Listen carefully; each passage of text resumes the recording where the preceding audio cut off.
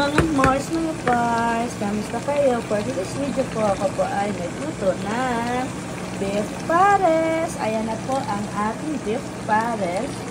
Ngayon, niluluto ko. May lambot na po yung karne. Maya po, papatayin ko na po siya. At ito po ang kanyang pares. Ayan po ang sabaw natin. Kunti lang po yung ginawa kong sabaw para hindi naman po kasi nauubos. So, pangit naman po ng lasa pag puro sabaw lang, diba po? Mamamasak na nga pa. Sarap na naman po ang kainan nitong mamaya. Ayan. Dagdag po sa paghanda ng pamangkin kong lalaki na si Baby Kio. Ayan, may nakita pa po ako. Ayan, kumukulo-kulo na po ang ating beef pares.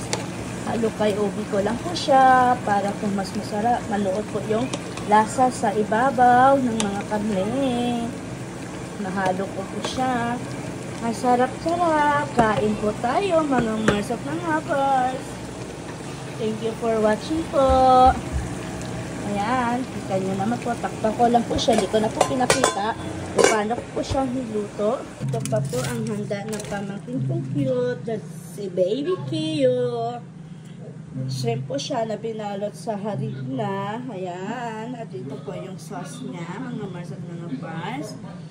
Tapos po, ito pa po dito sa bali fried rice po siya. So, di ko na po kailangan nagluto ng fried rice para sa ating beef pares. So, meron na po tayong fried rice. Masarap po na combination po sa ating beef pares. Ayan, mga Mars at mga Pars.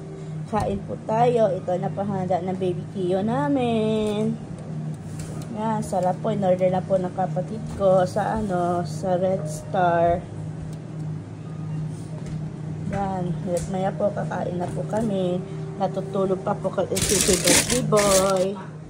At ayan po ang ating shrimp na binalot sa harina. Ayan po, gusto niya daw magpakita sa inyo, mga Mars at mga Pars, no po. Ayan, pasayaw-sayaw pa po. So, ayan na. Binuksan ko na po siya. Okay na po ito ang ating beef pares. Maya-maya po, kakainin na natin siya. Sarap-sarap naman po. Arang karne, tilawi, ang karne ko maumok na ang karne.